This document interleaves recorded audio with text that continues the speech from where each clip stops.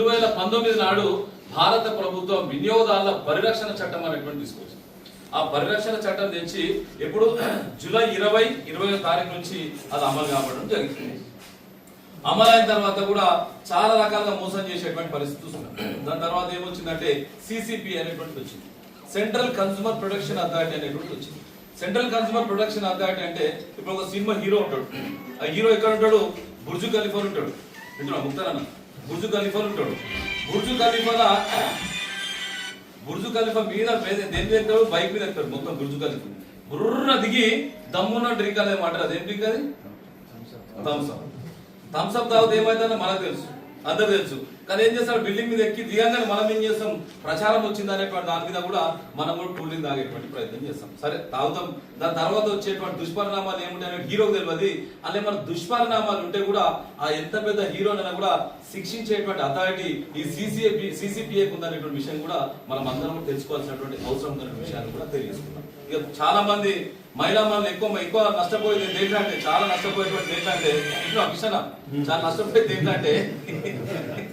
ఏంటంటే ఈ మధ్యాహ్నం మనం చూస్తున్నాం పుష్ప 2 సినిమా వచ్చింది. అందులో ఒక హీరోయిన్ ఉంటుంది, ఆమె పేరేంటో నాకు తెలియదు. సడన్ గా వచ్చేసి మనం 4 వారాల క్రితం నుంచి చాలా నల్లగా ఉండి తర్వాత తెల్లగా అయినా దానికి కారణం ఫేర్ అండ్ లవ్లీ అన్నట్టు యాడ్ ఇస్తుంది. నల్లగా ఉన్న తెల్లగా అయితే వెస్ట్ ఇండీస్ పోదాం. దేనికి పోదాం? వెస్ట్ ఇండీస్ పోదాం. వెస్ట్ ఇండీస్ పోయిన తర్వాత ఆ భారతదేశంలో తయారైన ఫేర్ అండ్ లవ్లీ అన్ని కూడా ఆ వెస్ట్ ఇండీస్ లా పొద్దుగాల మధ్యాహ్నం రాత్రికి పెడదాం. తెల్లగా అవుతారా? क्या सागर में होता क्या? स्टेशन आई था क्या? मुख्तार भाई ये में कृष्णा चलता है ये की शेखर ना हां आई था अम्मा आई था मैडम ये जंगारे सा का అంటే మోసపూరితమైనటువంటి ప్రకటనలు భయంకరంగా చేసేటువంటి పరిస్థితి మన ప్రాంతంలో ఉంది. కనుక దాని నుంచి విముక్తి కావాలనేటువంటి దాని మీద సిసిపి అనేటువంటిది ఏంటంటే అథారిటీ ఇచ్చేటువంటి ప్రయత్నం చేసినటువంటి విషయాన్ని కూడా మీకు అందరికీ తెలియజేస్తున్నాను. ఈ మధ్యలో టీవీలో యాడ్స్ వస్తుంటది, మనకు యాడ్ వస్తుంటది. ఒక ఆయిల్ పెట్టుకుంటే మొత్తం భూమి కాకుంటే ఎంట్రికలు మొత్తం. అదేమో ఏం ఆయిల్ అది? కేరళ ముఖ్యంగా చాలా షార్ప్.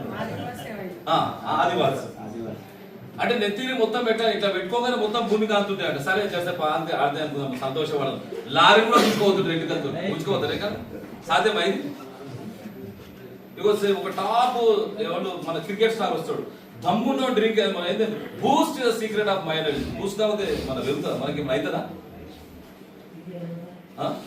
అంటే ఇట్లా ప్రచారం ఎట్లా చేస్తున్నట్టే మనం లోపల నిజంగా చెప్తున్నా కదా, ఇందు లేదు అందు లేదు సందేహం లేదంటూ ఎందెందు వెతికిన కల్తీమయమైనటువంటి పరిస్థితి ఈరోజు మన ప్రాంతంలో ఉందంటే మనం ఒకసారి సోంచాలని చెప్పేసి కూడా మీ అందరూ కూడా హృదయపూర్వకంగా తెలియజేసుకున్నాం. ఇక దాంతో పాటు ఈ మధ్యలో కొన్ని యంత్రాలు వచ్చినాయి. మధ్య తరగతి వాళ్ళందరూ కూడా